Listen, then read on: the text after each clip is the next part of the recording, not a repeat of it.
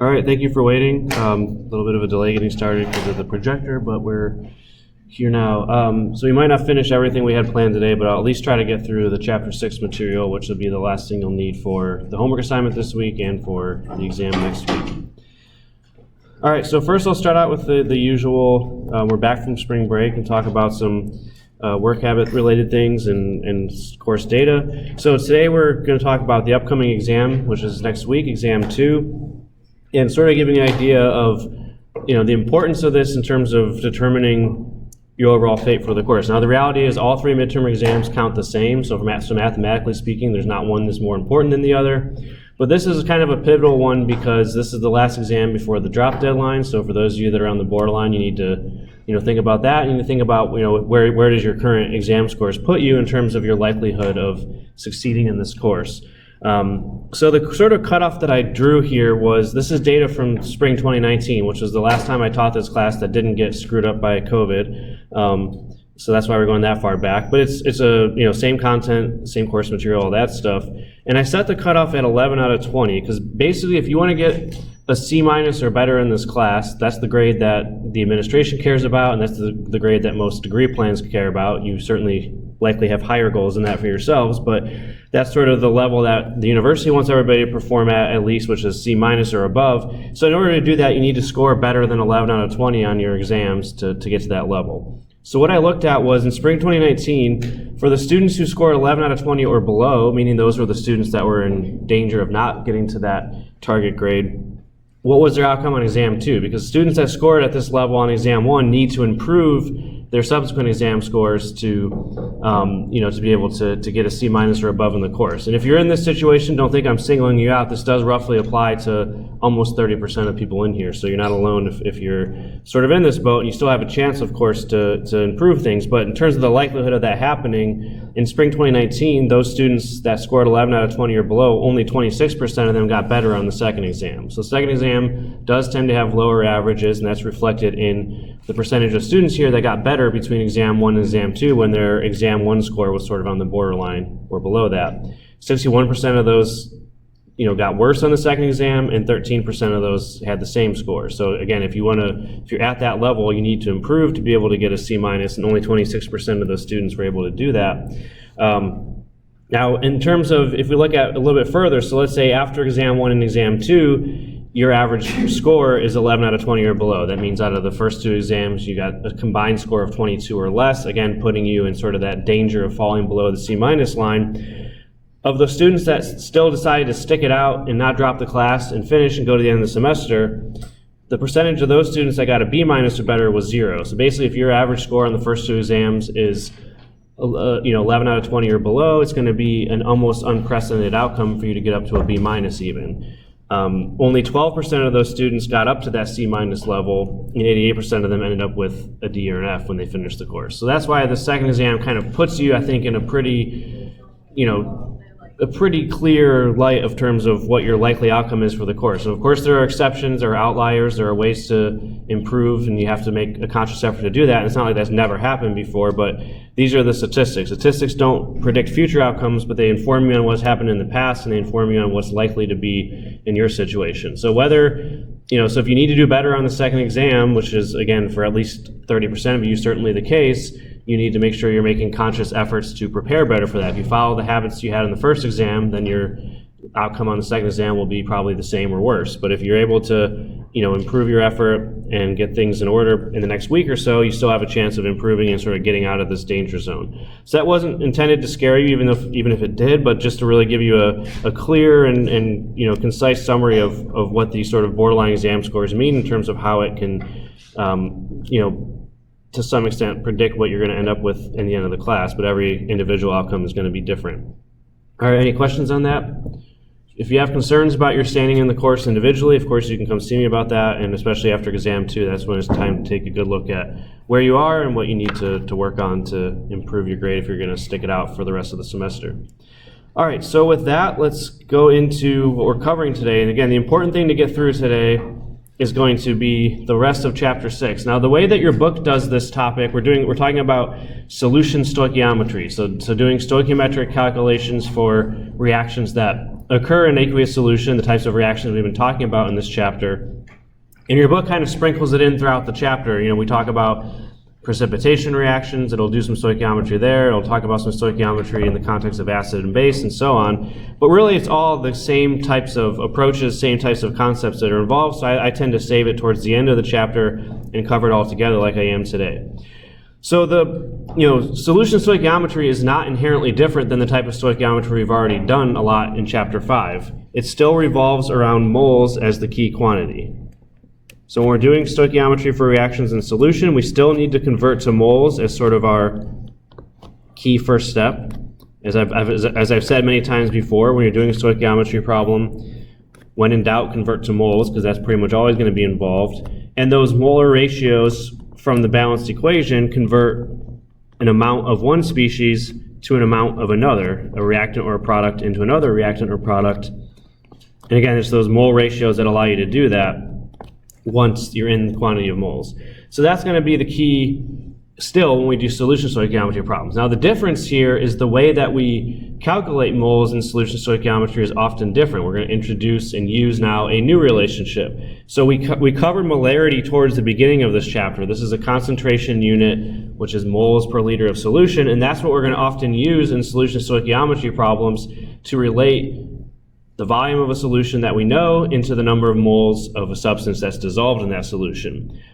So here's an example of how we would do that in just one step. So how many moles of sodium chloride are in 236 milliliters of a 0.524 molar solution? So in solution stoichiometry, you're typically going to know the volumes of the solutions that you're mixing together, and you know the molarity of at least one of those solutions, and you'll use that information to get moles of those substances. All right, so how do we do it in this case? Well, remember that this 0.524 m, capital M molar, means that we have 0.524 moles of our solute, in this case sodium chloride, per 1 liter of solution. So we can use that as a conversion factor. In solution stoichiometry problems that we do sort of on the laboratory scale, we're going to mostly use volumes of solution that are in milliliters, not liters. Liters is a pretty big amount to mix together in a practical sense. So you're probably going to use milliliters more often. So the way that I'll often do it, instead of doing two conversions, is just write this in a different way. So you can write molarity as moles of your solute per 1,000 milliliters of solution. 1 liter and 1,000 milliliters are equivalent, of course. And so this sort of alternative form of molarity here allows you to directly convert between moles and milliliters, which is often what you have to do in stoichiometry. So still pay attention to units, but this is the way that I'm often going to do it when using molarity in these types of problems. So in this then specific problem here, if we want to find the moles of sodium chloride, we start with the volume of the solution, 236 milliliters, and then we're going to use molarity as a conversion factor. So we want moles on the top and milliliters on the bottom. This is NaCl solution. And so that's going to be 0.524 moles per 1,000 milliliters. We're going to use the conversion factor exactly like that. So milliliters cancel out, and we get 0.124 moles. So that's the key conversion factor we're going to use a lot when we do solution stoichiometry. In the previous examples we did, we were mainly doing mass to moles, using molar masses. And sometimes that will still be involved in the solution stoichiometry problem in addition to this, but molarity is going to be used in almost every case as well. So what that means then is we can update the stoichiometry flowchart that we started developing in chapter 5 with some new information, really just one new piece of information. So again, in this flowchart, we're going to call A and B are two reactants, products, or some combination of two in a chemical reaction. So just two different substances involved in a chemical reaction.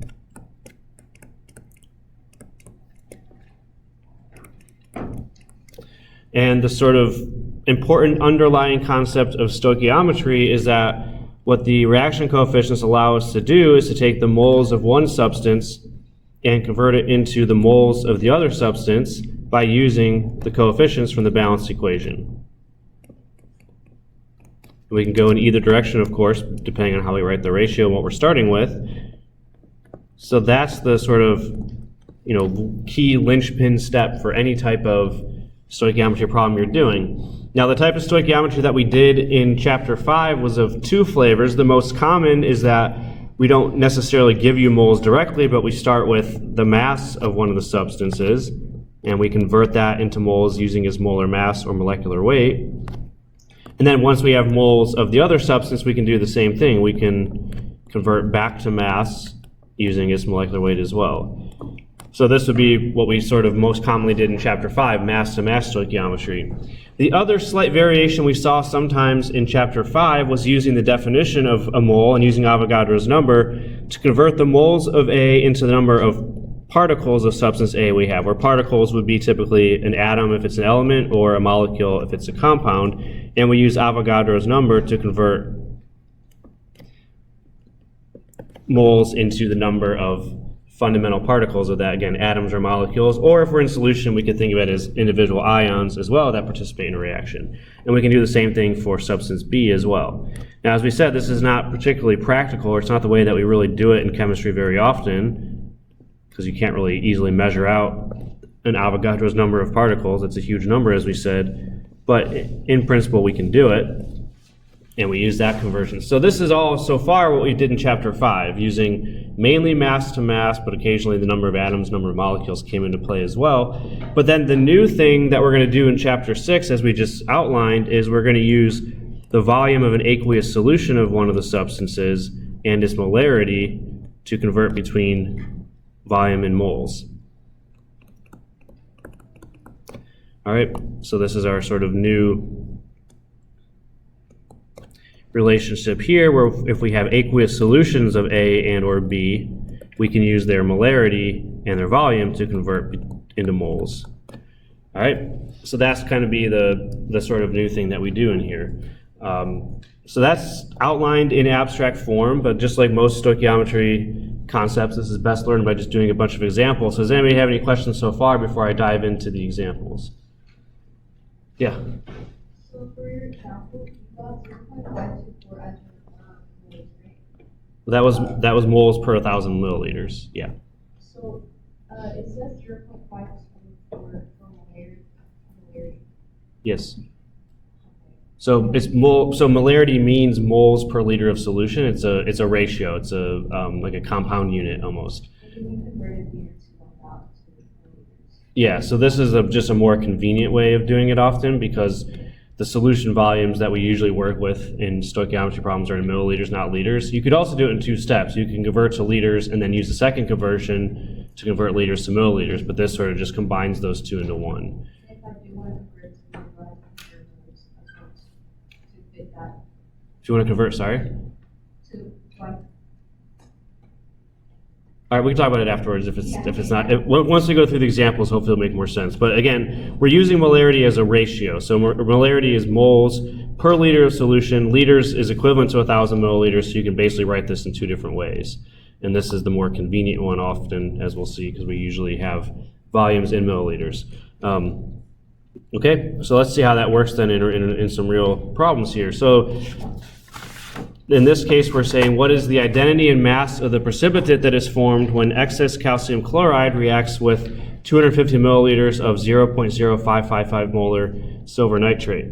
So the first step in any stoichiometry problem, and this is no exception, is to write the chemical equation. Sometimes we'll give it to you, but other times you're expected to be able to produce it yourself, especially for the precipitation and acid-base reactions that we talked about in this chapter. So we have to write that out. We should recognize that this is a precipitation reaction because it's two ionic compounds reacting with each other. So we have calcium chloride and silver nitrate.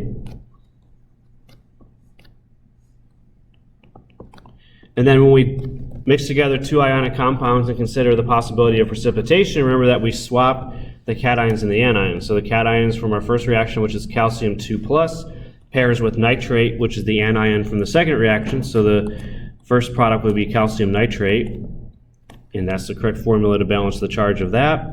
And then the other one, we're going to take silver plus from our second reactant and combine it with Cl minus from the first to make AgCl.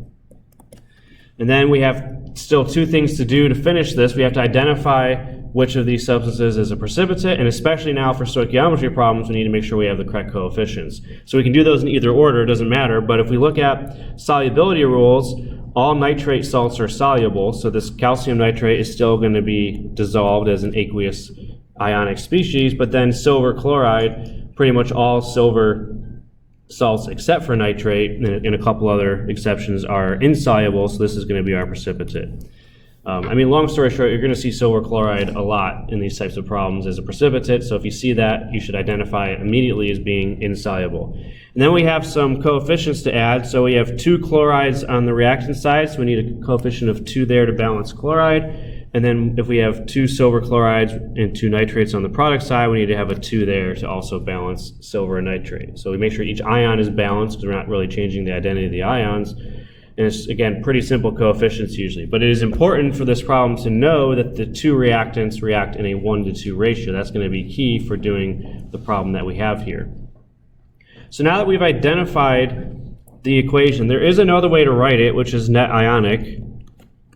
So we also learned when we introduced precipitation reactions that you can write a net ionic equation where you take just the 2 ions that combine to make your precipitate and we leave out the spectator ions.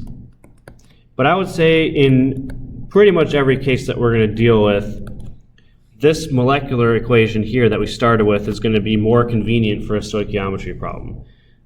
It's always possible to use the net ionic equation, but I think it's just more convenient to use the molecular equation, or the total equation as we call it.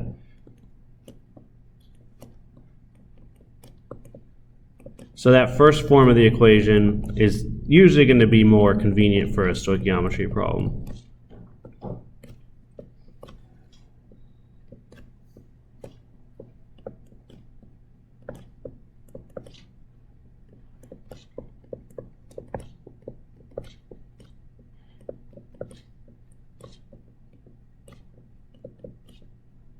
All right, so you can write the equation either way, and you should know how to produce the net ionic equation if the problem asks you to do that. But for stoichiometry, I would just stop here with the formula equation and not go any further and breaking it down than that. Okay, so we need the equation, we have that now. And then the second, once we have the equation, we're going to just do the series of calculations we need to do to determine the mass of the precipitate, which we identified as AgCl. All right, so we produce this balance equation.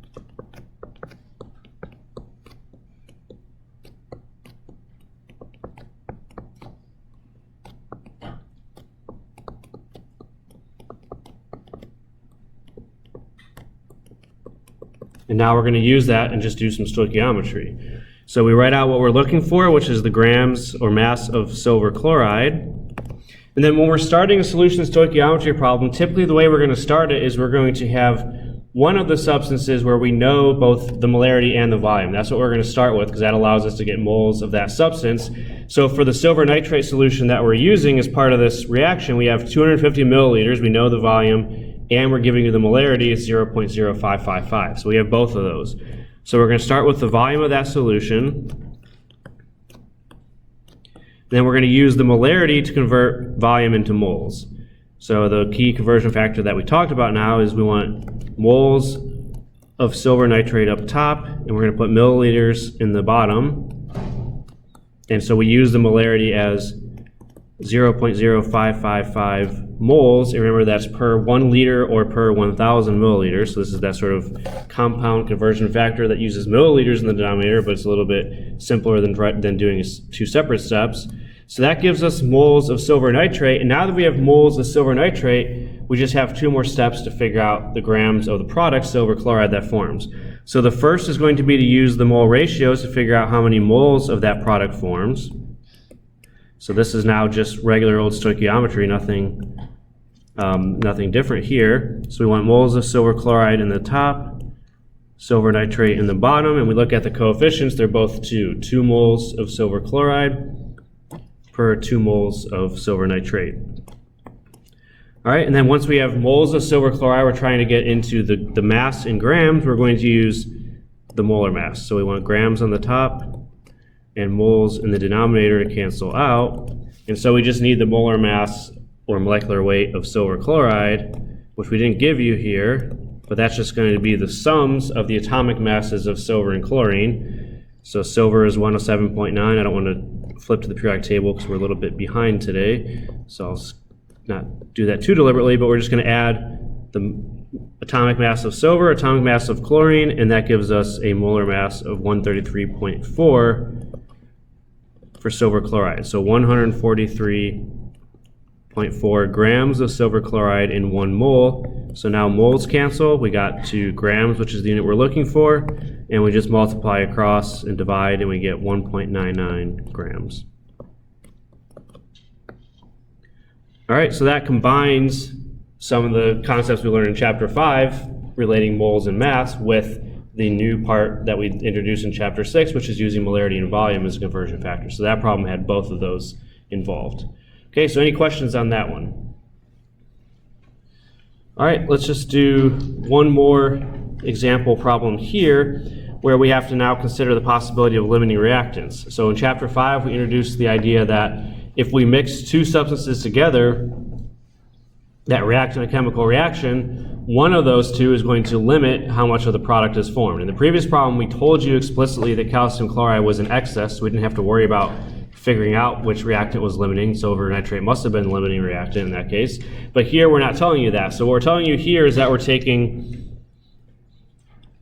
125 milliliters of 0.250 molar sodium sulfide and combining it with 95 milliliters of 0.45 molar lead nitrate. So in this case, we know the molarity and the volume of both substances that are in the reaction. And so if we're going to figure out the mass of the precipitate that forms in this case, we have to, again, figure out what the precipitate is to begin with, but then we have to also figure out which of those two reactants is the limiting reactant when we're combining known amounts of both of them.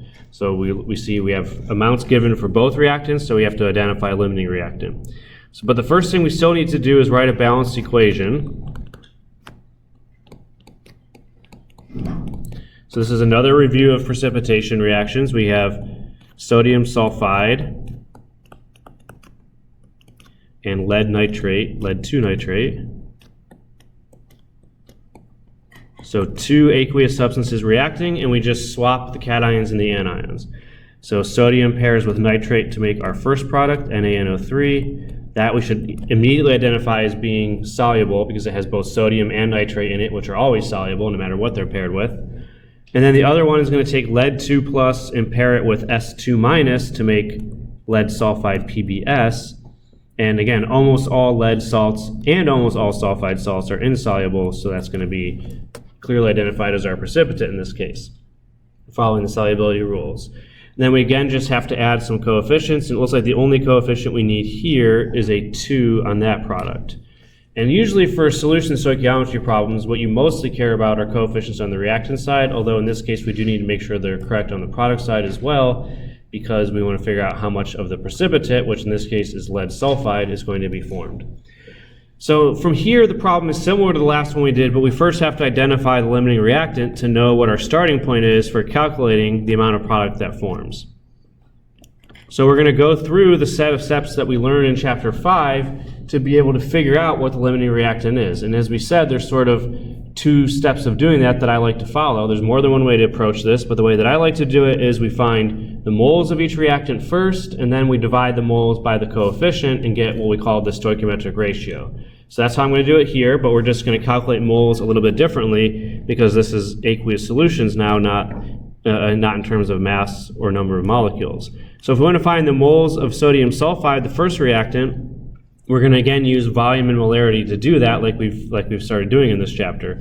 So we have 125 milliliters of the solution of sodium sulfide, and then we're going to use the molarity as a conversion factor. So 0.250 is the molarity, so that's moles of sodium sulfide per 1,000 milliliters of solution.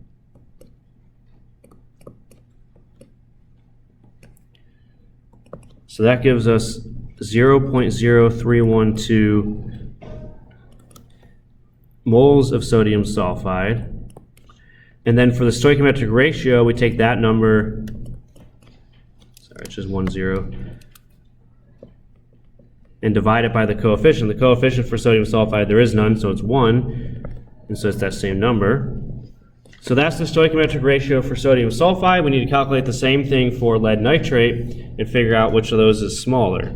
So for lead nitrate, we again calculate the moles first using the same step. We take the volume of the lead nitrate solution, which is given as 95 milliliters.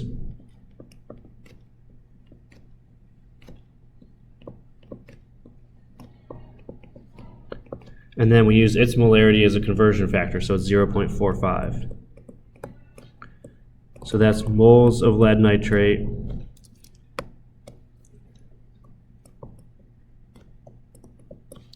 per 1,000 milliliters of solution.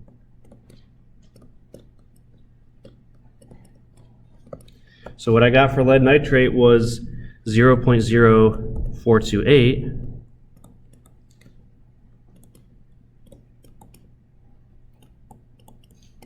And then for this stoichiometric ratio, we take that number and divide by the coefficient, which is again a coefficient of 1. They both have coefficients of 1 in this problem. So it's just that same number. And the smaller of those two is limiting reactant. So this one is clearly smaller, so that we identify sodium sulfide as our limiting reactant. All right, so again, it's more steps to get there, but we have to know what our limiting reactant is to be able to correctly calculate the amount of product PBS that's forming. All right, so those steps are, again, the same as what we learned in chapter 5, but we're now using volume and molarity to get moles instead of mass and molar mass. So it's just a different set of tools that we use to find moles of each substance. All right, and then once that's done, we can then calculate the mass of lead sulfide that forms. So the last step, if we're breaking down into a series of steps, is just to calculate what the problem is asking you for. So again, we're using a balanced equation that we already determined, so I'll rewrite it here quickly just so we have it conveniently available for us.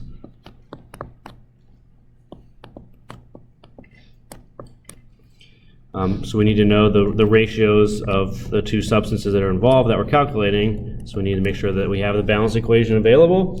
And now we can just calculate the mass of the lead sulfide, which is our precipitate that forms in this reaction. So we start with moles of limiting reactant. We had previously calculated that there are 0.0312 moles of sodium sulfide. So we can just start with that number, not go back to the very beginning, since we already have that first calculation done. And now that we have moles of limiting reactant, we can calculate moles of product using mole ratios. So we're going to calculate moles of lead sulfide per mole of sodium sulfide. That's a coefficient of 1. That's also a coefficient of 1. So it's just a 1-to-1 mole ratio. And then from there, we're going to use the molar mass or molecular weight of lead sulfide, which we gave you here as 239.3, to convert moles into grams.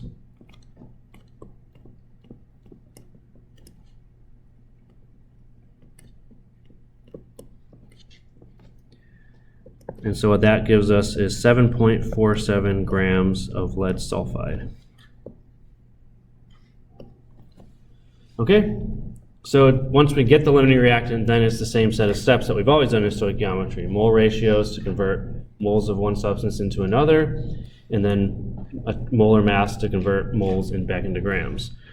Okay, so that's going to be the series of steps that we would do in sort of a precipitation type reaction, where we're often going to calculate how much precipitate forms using molarities and volumes of one or both of the reactant solution as part of that. So any questions on those two similar problems?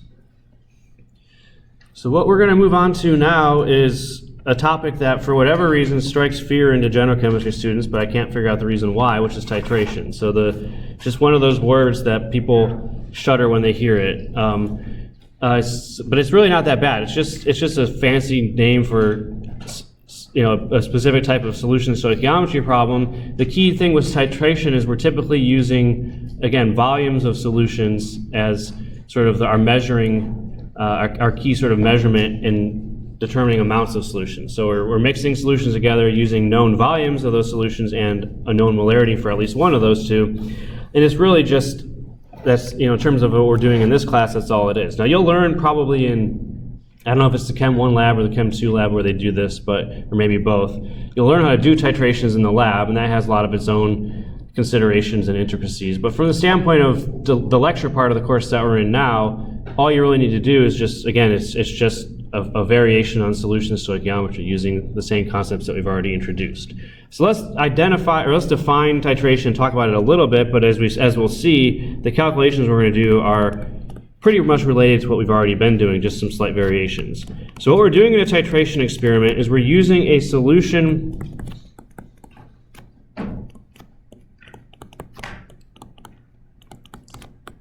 of known concentration to determine a known concentration. So we're taking two solutions that react with each other, and we're carefully measuring the volume of each that reacts, and once we get to the end of the reaction, we can then use that to figure out what our unknown concentration is. So that's sort of the most standard type of titration experiment. You have one solution where you know the concentration, the molarity, you add it to another solution where you don't know the concentration, and you use the information from the titration experiment to figure out what the concentration of the unknown solution is. There's some slight variations on that, but that's really mostly what it involves. The most common type of titration is an acid-base titration, both in terms of the problems we'll do in this class and likely in terms of what you do in the lab for titrations, where you're going, oh, come on, this again?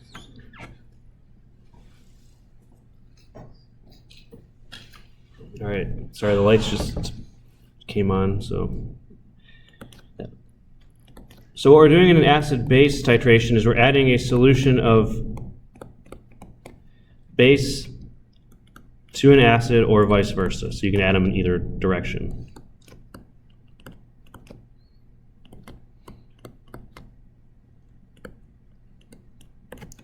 And we know that acids and bases react with each other in the way that we already learned in this chapter. And we can figure out the ratio that they should react with each other by balancing the equation. And we use that information to figure out the unknown concentration of one of those two solutions, as we'll get to. And then what we call the equivalence or the end point is the point at which we've added exactly the right amount of the acid to the base or the base to the acid. So this is the point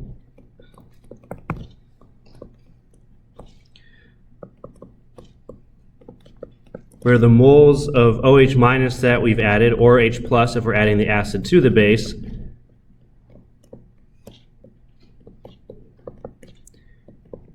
equals the moles of H plus or OH minus that were initially present in the other solution.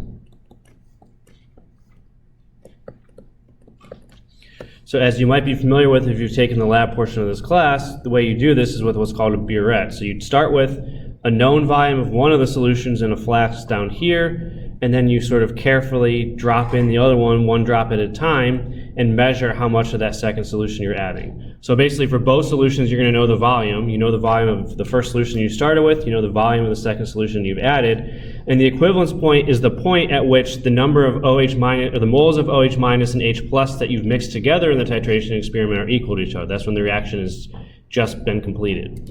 Okay? Now, of course, there's some tricks to knowing when you're at the equivalence point. How do you know when you're at the equivalence point? This is not that important for the lecture part of the course, but the most common way to do this, or the lowest tech way of doing this, is with an indicator, which is just a substance that you add that changes color at the end point of the titration. All right, we don't need to worry about how that happens or how you decide what indicator to use. All that stuff is details that you won't need to know until other courses later on, but it's a substance that changes color. So if you look closely at this picture here, you can see there's a little bit of a pink color in that solution. That would be the indicator, which turns pink once you get to the end point. You'll initially see a little bit of pink, but as you stir the solution, it'll all sort of go away. But then once you get to the end point, the solution color remains pink, telling you that you've added exactly the same amount of H plus and OH minus together in whatever order you're mixing them with each other. So that's the key, is that when you get to the end point, the moles of H plus and OH minus that you've mixed together are equivalent to each other. All right, so that's how we sort of define titration. But let's just look at some examples then of types of problems you would do that are related to titration. So the first one is, if we're doing an acid-base titration, how many milliliters of a 0.126 molar sodium hydroxide solution are needed to neutralize 52.3 milliliters of 0.297 molar H2SO4? So this is one variation on a titration problem where we know the molarity of both solutions we're mixing together, and we're trying to determine what volume of the other one we need to add to the first one. All right, so again, this is just a solution stoichiometry problem. Even though it's technically titration, it's not really any different in concept. Just the series of steps is a little bit different, but we start with a balanced equation. So it's sodium hydroxide. Come on. I think I have to reset this light control, so the lights are going to go out for a second. So if you're afraid of the dark, just bear with me for 2 seconds. Maybe? No? Thought I could reset the lights there. I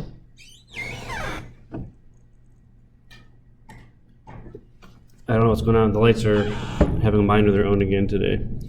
All right, so here we're going to write the balanced equation for sodium hydroxide and sulfuric acid.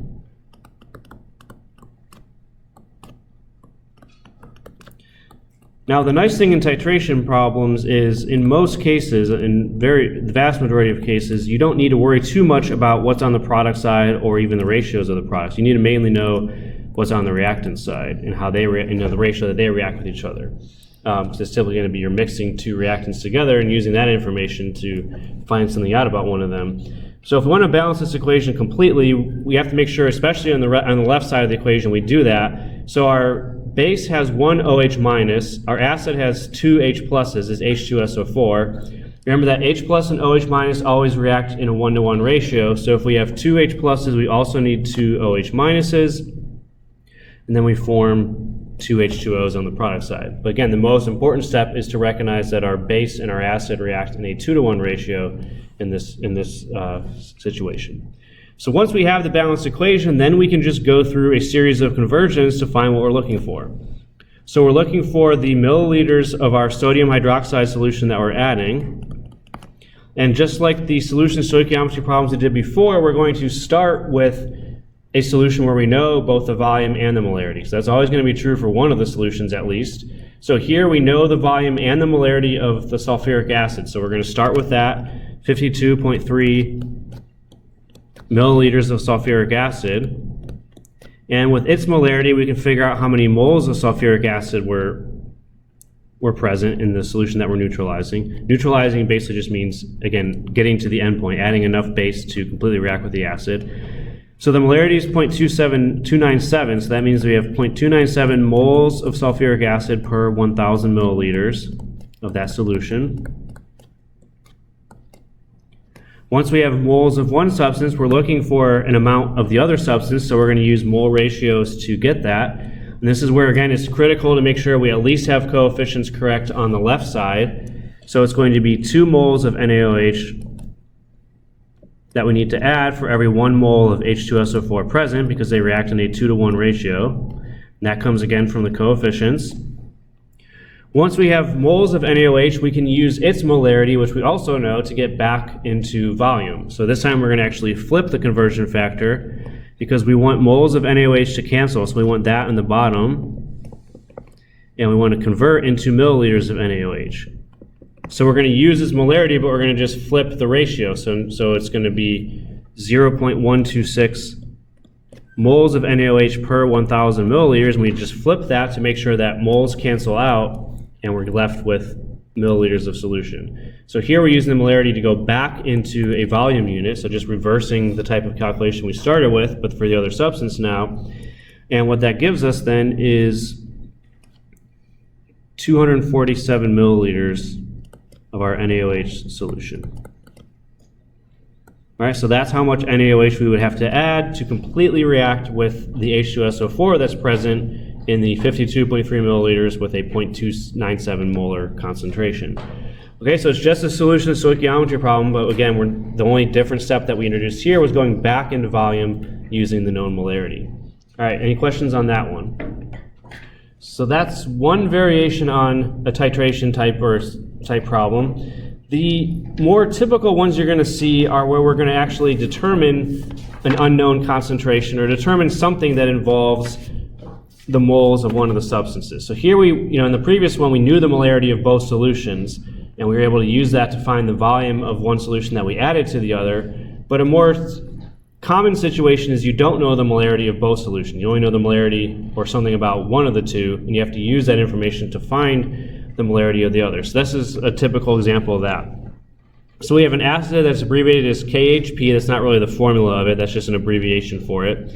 But it's an acid that has one acidic hydrogen. I think I changed the wording a little bit in the notes. It was originally proton, but hydrogen is the more common terminology that your book uses. So that just means that there's one H plus in the formula for that acid when we say it has one acidic hydrogen. And it's used to standardize NaOH solutions, meaning it's used to determine the concentrations of unknown NaOH solutions. So if we use 1.25 grams of this acid, and then we need 56.3 milliliters of sodium hydroxide solution to neutralize it to get to the end point, what is the concentration of the NaOH solution? So again, in these sort of long problems like this, the way that I always like to start is, well, of course we need a balanced equation at some point, but we also can figure out like what exactly are we looking for? Because again, these are long problems, they have a lot of sentences, a lot of words, and we have to just figure out what exactly we're looking for. So what we're looking for here is the concentration or molarity of the NaOH solution. We don't specify units for concentration, assume that it's molarity. So what we need to be able to do that is we need the moles of the sodium hydroxide, and we need the liters of solution. That's again the definition of molarity. So if we're going to find the unknown concentration of NaOH, those are the two things we need, moles of NaOH and liters of that solution. Now the liters is essentially given to us here. It's 56.3 milliliters, we can convert that to liters. So this we basically know, we just have to do a unit conversion. But we're going to use the rest of the information in the problem to figure out how many moles of NaOH are present. Okay, so we have to find that out now. So that's going to be a stoichiometry problem where we have to start with a balanced equation. So our acid KHP reacting with NaOH. And again, in a titration problem, we don't really care too much about what's on the product side usually, because we're just considering ratios of two reactants that are combined with each other. In any acid-base reaction, we're going to get a salt, whatever the salt of KHP is, and then water. So we don't even need to write the products in too much detail, because what's, again, important is knowing the ratio that these two react. Now to find the correct ratio of these, we told you in the problem, we didn't give you the full formula for it, but KHP is an acid that has one acidic proton, or one acidic hydrogen, H+. And OH- is a base that we can tell easily has one OH-. H+ and OH- always react in a 1-to-1 ratio. Both of these have one of them, so it's just going to be a 1-to-1 ratio of the two reactants.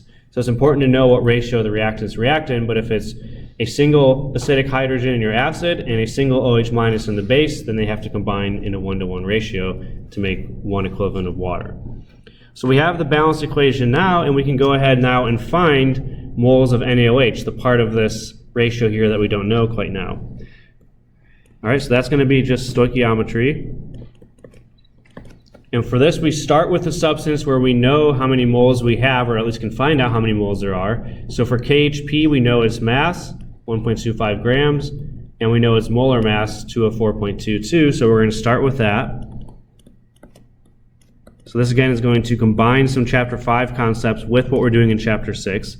So we have 1.25 grams of KHP. We convert that to moles using its molar mass that we gave you. We didn't give you the exact formula for it, but we gave you the molar mass. That's all you need to go into moles. Once we have moles of one substance in the titration, we can figure out how many moles of the other substance are involved by just using the balanced equation with the coefficients. And this is a 1-to-1 ratio, as we said. So 1 mole of NaOH will react with every 1 mole of KHP we have present. And so that gives us then the number of moles of NaOH. 0.00612 moles of NaOH. All right, so now we have moles of NaOH. We don't have liters yet, but we can get that with a simple conversion. So if we want to find the liters of our NaOH solution, we're given in the problem that we use 56.3 milliliters of it to neutralize the acid. And we can convert to liters using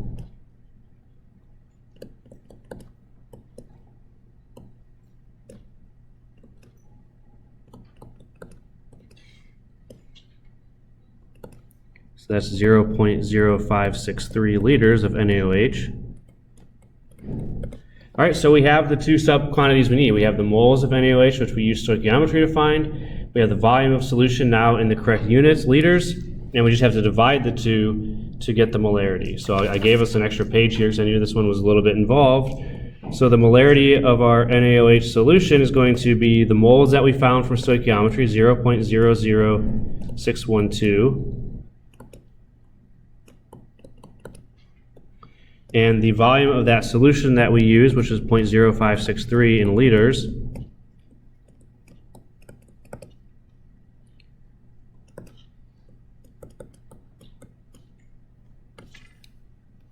.109 molar. All right, so that's a pretty classic titration problem where you're using the information that we're giving you that you would collect in a titration experiment if you're doing it in a lab, and we're using that then to find molarity of one of the solutions that we don't know. Okay? Any questions on that one? All right, so then the next problem, we're just going to keep doing more and more problems until you guys are sick of this, or hopefully at least until you learn it.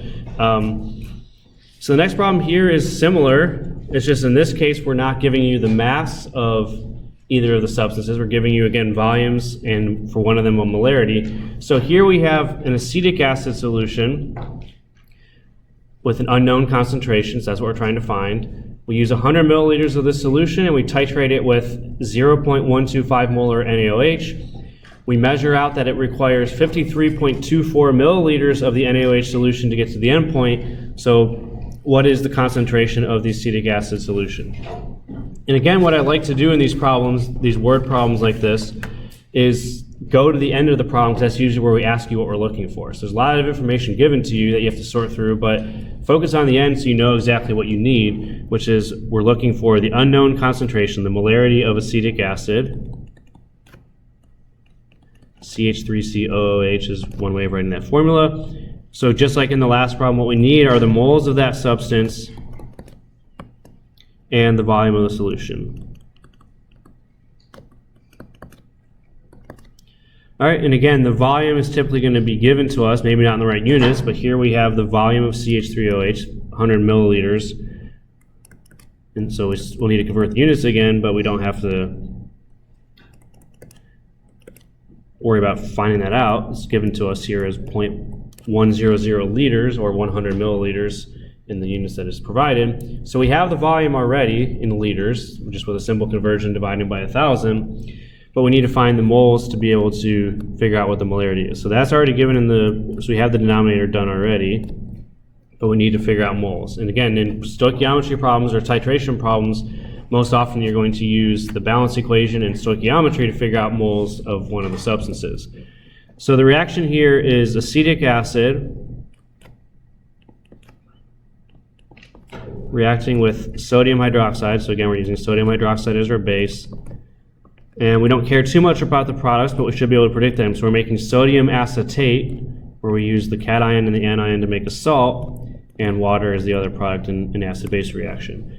We mostly have to figure out the ratio that the two reactants combine. It's not as obvious from the formula of acetic acid, but acetic acid only has one acidic hydrogen. Only the hydrogen that's bonded to the oxygen will release as an H+ when we dissolve it. So we just have one H+ for here.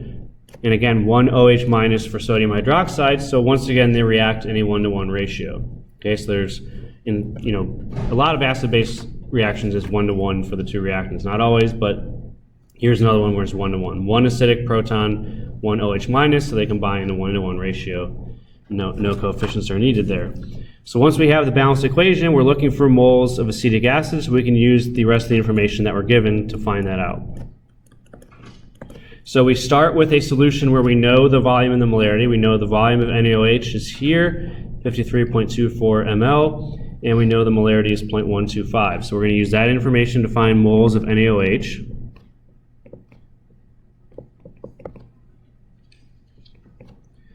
And we use the molarity, 0.125 moles of NaOH per 1 liter or 1,000 milliliters is the more convenient way to do it in most of these problems. So that's moles of NaOH. They react in a 1-to-1 ratio, so this next step is trivial, but it's a 1-to-1 ratio. So we have 1 mole of acetic acid per 1 mole of NaOH. That gets us moles of acetic acid, which is what we're looking for. So we stop there. We don't have to do any additional conversions. And that comes out to not the best number choice if you're superstitious, but 0.0666 moles of CH3COOH. So that's going to go here in the numerator. That's the number of moles of the acetic acid we have from the titration information. That goes into the molarity calculation up here. And that comes out to 0.0666 molar. All right. So that's another slight variation where this time we didn't have the mass and molar mass of the substance we're reacting with. We had molarity and volume instead, using as a conversion factor to get moles of the first substance, mole ratios to get moles of the unknown substance where we don't know the amount initially. All right, so that's 2 classic titration problems. So any questions on that? All right, the last variation, I think, is this the last one for, yeah, this is the last variation on acid-base titration, is to figure out, in this case, a little bit different quantity of our unknown acid. So in titration problems, again, the way you do it is you figure out what you're looking for, which usually involves moles of substances, and then you're using the information to figure out that number of moles and combine it with something else to get the quantity you're looking for. Molarity is the most common quantity you're looking for, like we did in the last 2 problems. You want to find the molarity of an unknown solution. So that's how we often do it, but there's other variations, and this is one of those here. So we have 0.254 grams of an amino acid, which we'll abbreviate as HX. If it's abbreviated as HX, that means it has 1 acidic hydrogen, just like the last ones we've talked about. We dissolve it in water. We titrate with that same 0.125 molar NaOH solution that we used in the last problem. And this time we find that 27.1 milliliters are required to reach the equivalence point, the end point of the titration. From that information, we want to know what is the molar mass of the unknown amino acid. All right, so again, skipping to the end to see what we're looking for. We're looking for the molar mass of our unknown amino acid, HX. The units for molar mass sort of give away what 2 quantities we need. If we want to find an unknown molar mass, and we did this a little bit in chapter 5 with some of the problems, but this is another variation on that. If we want to find an unknown molar mass, we need the grams of that substance, and we need the moles of that substance. Mass divided by moles is molar mass. That's the unit grams per mole, so that makes sense. All right, so whenever we're finding an unknown molar mass, it's just the mass divided by the moles. Usually, again, one of those 2 is going to be given to us. Here, the mass is given. It's 0.254 grams. That's the mass of the amino acid that we use in the titration. So we have that number already. We just need to find the moles of the amino acid using the data from the titration. So that series of steps is going to be almost identical, or pretty much identical, to the last problem we did. We're looking for the moles of HX. And again, we need a balanced equation to do this, but it's pretty trivial again because we have an acid with 1 acidic hydrogen combining with a base that has 1 OH minus, so they'll react in a 1-to-1 ratio. If we care about what's on the product side, which we usually don't for these problems, it's going to be a salt, sodium, X, whatever X is, and water. But the important point is, again, that they react in a 1-to-1 ratio. 1 H plus combining with 1 OH minus, so there's no coefficients needed to balance that out. All right, so it's going to be 1-to-1 again. So to find the moles of HX, we start with the volume and the molarity of the solution where we know both of those. So we're titrating in sodium hydroxide where we're using 27.1 milliliters of that solution. And we know that the molarity of that solution is 0.125, same molarity we used in the last problem, which means there's 0.125 moles of sodium hydroxide for every 1,000 milliliters. And then once we have moles of one substance, we use stoichiometry to get the moles of the other substance by using the reaction coefficients, which again are just 1-to-1 here, so it's the same number. Trivial conversion. All right, so that gives us moles of HX, which comes out to 0.00339 moles. All right, so we have the mass of our unknown amino acid, we have the moles, and now we can divide the 2 to find the molar mass. All right, so putting in those numbers here, it's mass, which is 0.254. That was given to us in the problem. That's the amount of that substance we weighed out for this experiment. We use the titration to figure out that there's 0.00339 moles of that present, and the division of those two gives us to 74.9 grams per mole. All right, so in a titration problem, you look at the end of the problem first to figure out what you're looking for, and that's going to determine which quantities you need and how you then combine those two quantities to get what the problem is after. All right, any questions on that one? So the last example that I'll do is just showing you that it doesn't have to be acid-base. So we can do titrations of other types as well, and this would be what's called a redox titration. Where you can, in this case, use it to figure out how much hydrogen peroxide is in something. So as far as I know, like frosted tips or other sort of bleached hairstyles have gone out a while ago. Correct me if I'm wrong on that. But back in my day, when I was your age, people were bleaching the hair all the time. And the active ingredient in those hair bleaches, which would turn my hair to a whitish blonde color in the right situation, the active ingredient is hydrogen peroxide, H2O2. All right, so we want to figure out, in this problem we have 14.8 grams of hair bleach, and we want to figure out the amount of H2O2 that's present in there. So we titrate it with potassium permanganate, and if we use 43.2 milliliters of potassium permanganate, what is the mass percent of H2O2 hydrogen peroxide in the hair bleach? So for these types of problems, if we're doing a redox titration, which again is much less common, I'm not sure if you'll see very many problems like this or not. In this case, we wouldn't be able to easily predict the reaction. It's pretty complicated. So for redox reactions, you should know how to balance them, but we don't ask you to predict what the reactants and products are like we would for an acid-base reaction. But nonetheless, it's given to you here, and it's still going to be just a titration problem where we're going to use the information to figure out what we're looking for. So what we're looking for here is mass percent of H2O2. We haven't used mass percent too much as a concentration unit, but we can use it for solutions, and it's just defined the same way. It's the mass of that substance divided by the mass of whatever solution it's in, which is our hair bleach here, and then times 100 to make it into a percent. So for this problem here, we need those two quantities, the mass of the hydrogen peroxide that's present in that solution and the total mass of the solution that it's dissolved in, and then we multiply by 100 to get it to a mass percent. So here again, we're told directly that we're using 14.8 grams of hair bleach in this experiment, so we know the denominator already.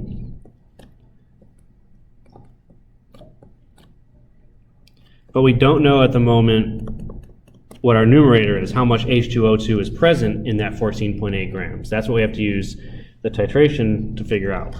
So the way this redox titration works is we react permanganate, MnO4- with the H2O2, and it oxidizes that to O2, and then the permanganate gets reduced in the process to manganese 2+.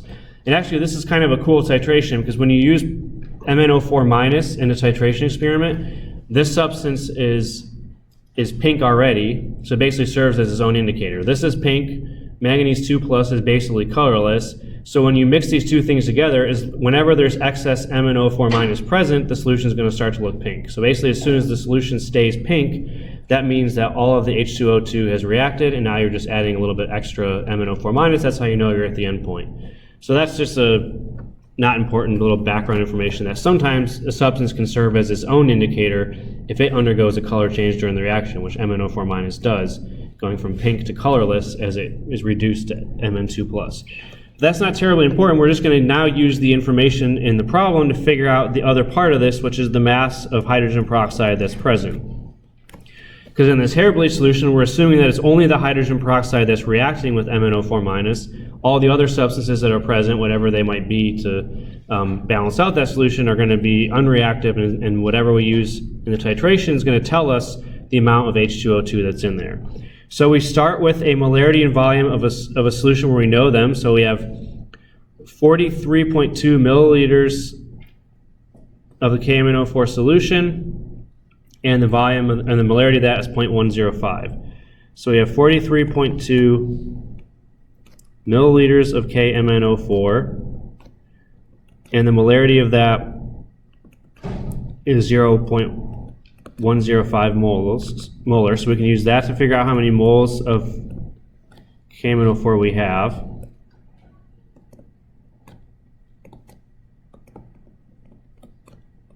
So again, a volume and a known molarity to find moles of one substance. Now technically the reaction here is written in ionic form with just MnO4 minus, not with KMnO4. So this next step is sort of optional depending on how you think about this. But remember, when we dissolve KMnO4 in water, it's going to break down into its ions, K plus and MnO4 minus. And so since the formula is just 1 potassium and 1 permanganate, for every mole of KMnO4 we dissolve, we're going to release 1 mole of MnO4 minus. So as I said, this next step is optional and trivial, but because it's given to us as MnO4 minus in the reaction, we can do this extra step if we want to. So to convert moles of KMnO4 into moles of MnO4 minus, it's just a trivial calculation 1-to-1. And now we have moles of one reactant, and we can use stoichiometry to find the moles of the other reactant, which is H2O2 that we're looking for. So we use mole ratios to do that. We want to find moles of H2O2, and we want moles of KMnO4 or MnO4 minus to cancel. So the coefficient for H2O2 is 5 in the balance equation that was given to us, and for MnO4 minus it's 2. So that gives us moles of H2O2, but what we're looking for in this case, we're not going to stop at moles, we actually want the grams of that substance. So we're going to use this molar mass to figure out how many grams that corresponds to. So the molar mass of H2O2 was given to us here as 34.02, so we're going to use that number. 32.02 grams of hydrogen peroxide per mole.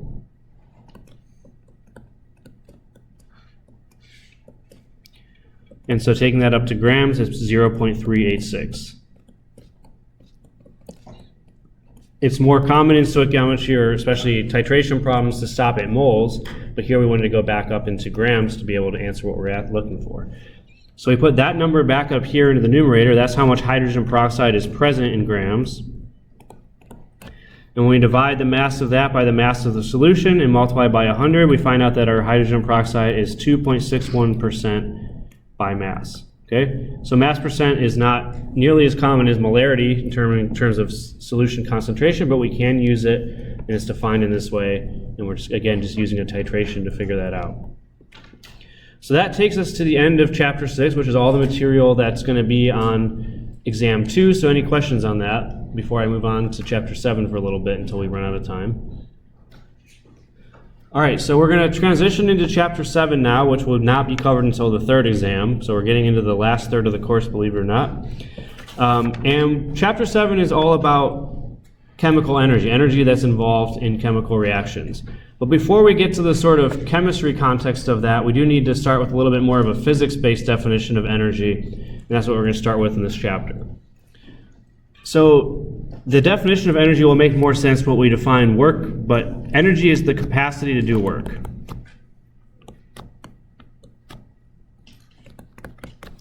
Now, work has a very precise physics definition, which you likely know if you've taken physics already. Physics 1 would be where they would cover that. But nonetheless, work is basically using a force to move something. That's the simplest definition of work, and that's one that's fine for us now.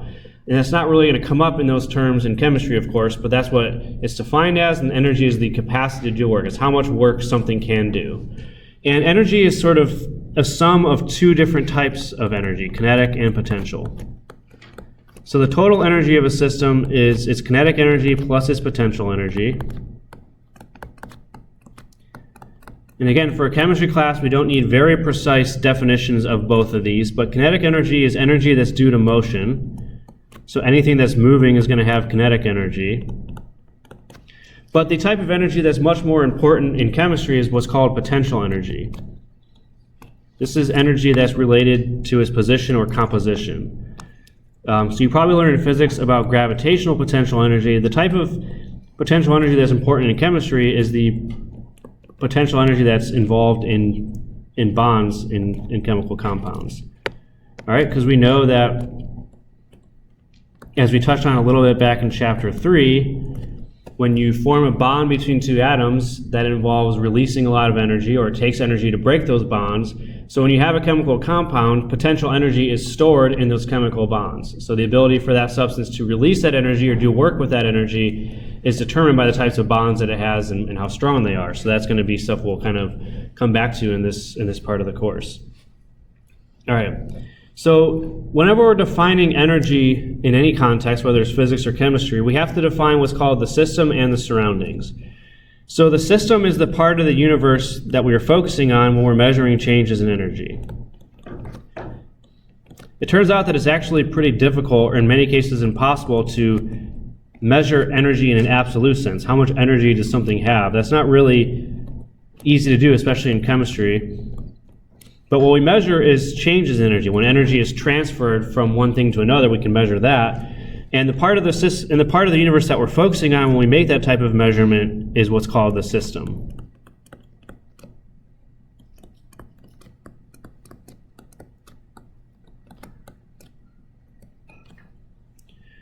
So in the context of chemistry, the system is usually going to be an enclosed container of a substance.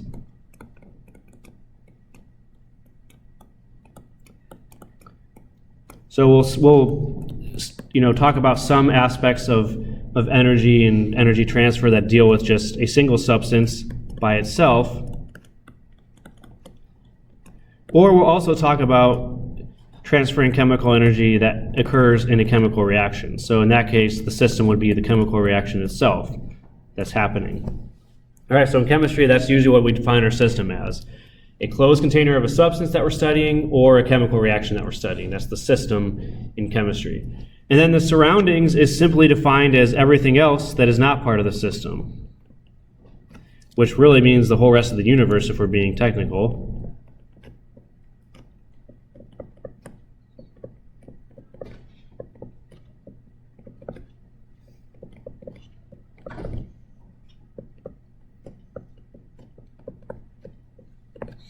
Now you might imagine that if you're studying transfer of energy, some change in energy, it's hard to measure the whole rest of the universe. So typically what we'll do is, in an experimental sense, we'll play some tricks to isolate the rest of the universe from the systems that are, our surroundings does not really have to encompass the entire universe. But in reality it does. So it's everything else that's not part of the system is what's called the surroundings. And what we're sort of going to talk about then in the first part of this are the ways that energy can get transferred. So energy being transferred from the system to the surroundings or vice versa. So that's what we talk about when we mean energy transfer. And there's two ways that we can transfer energy. So what we're going to be thinking about is the change in energy for the system, which is going to be the final amount of energy that it has minus the initial that it started with. Delta is always final minus initial. And there's going to be two forms of energy transfer that we're going to talk about in this course. So the first one, which we'll spend most of our time on in this chapter, is heat, which is also known as thermal energy.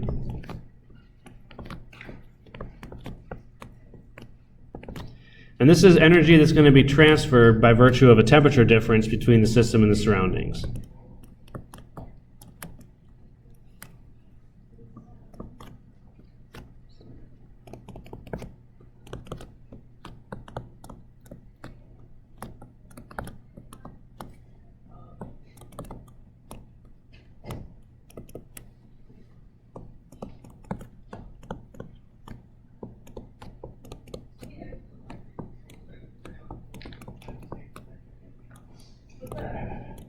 All right, so this is something you've experienced in your everyday life for sure. Heat transfer is everywhere.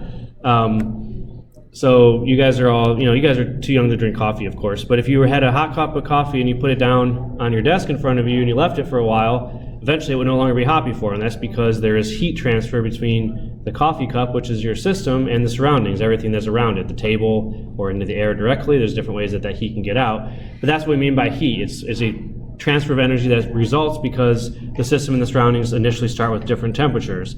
And that transfer will occur, that heat transfer will occur until the system and the surroundings are at the same temperature. That's when it stops happening. Now the other form of energy transfer is work, and this one doesn't come up as much in chemistry, but we'll still talk about it a little bit. And the sort of unsatisfying definition of work is that it is all other forms of energy transfer. So if it's not heat, it's work, basically.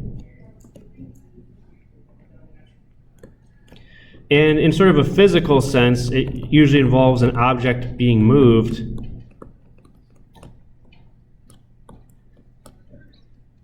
by a force. We're really only going to talk about one type of work in this course, and that's when you have a gas, which we'll talk more about in the next chapter. But if you have a gas that expands against the surroundings, then that would be a form of work that's sort of related to chemistry. But the rest of the work concepts are mostly in more of a physics context, so we're not going to really see them. But heat and work are the two forms of energy transfer. And what I'll stop with for the last thing today is talking about the signs of heat and work. So because the only two forms of energy transfer are heat and work, if you have a change in energy for your system, it's going to be just given by the sum of the heat and the work for that system. So Q is heat, W more obviously is work, and the sum of those together equals the change in energy for the system. So before we talk about how to calculate Q and W, which we'll get to next time, let's talk about the conventions for their signs. So they can be positive or negative. Q and W can both be positive or negative. And so if they're positive, positive Q, positive heat, means that heat is absorbed by the system. What's that say above, like energy? Change in energy. Sorry, I'm in a hurry and I'm writing even worse than I normally do. You agreed with me there? Come on. No, you're right though. It was bad writing. All right, so heat absorbed is positive. That means the system is increasing its temperature, gaining heat from the surroundings. And then for work to be positive, that means work is done on the system. So that means the surroundings would be exerting a force on the system. So that's what it means by positive work. Work is done on the system. And so if both of those are positive, that of course means that our delta E has to be positive, because you're adding together two positive numbers, it has to be positive. And so when both those are positive, the internal energy increases. Now the other extreme is if both Q and W are negative. So when heat is negative, that means heat is released to the surroundings. So in other words, the system will cool down as it gives off some of its heat to the surroundings. Its temperature will decrease. And then negative work means that work is done by the system, which, as we'll learn, for a gas means that the gas is expanding against the surroundings. So work is done by the system on the surroundings. In that case, they're both negative, and delta E would, of course, also be negative. And then internal energy, that means that would have to decrease. But it is also possible that one of these could be positive and one could be negative. So that's another possible situation. So you can have positive heat, which means heat is absorbed by the system. You can have negative work at the same time, which means work is done by the system. And if it's one of each, one positive term, one negative term, of course delta E can be positive or negative depending on which of those is larger.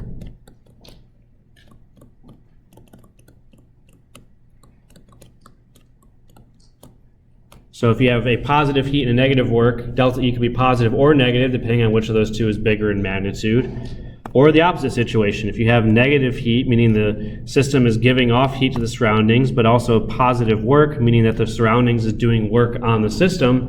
If you have one of each term, again, the sign of delta E depends on the magnitude of Q and W. It can be positive or negative overall. All right, so that's where we'll stop today. We will leave the next until next time. Just one extra slide to do next time if we can get through it. And we will, again, talk more about this equation and more how to calculate Q and W in the context of mostly of chemistry, as we said. All right, so the exam is in a week. We'll have the review on Friday, 2 p.m. in SEC 102. I'll try to remember to remind you about that again on Thursday. So we have a couple more things this week, and I'll see you around.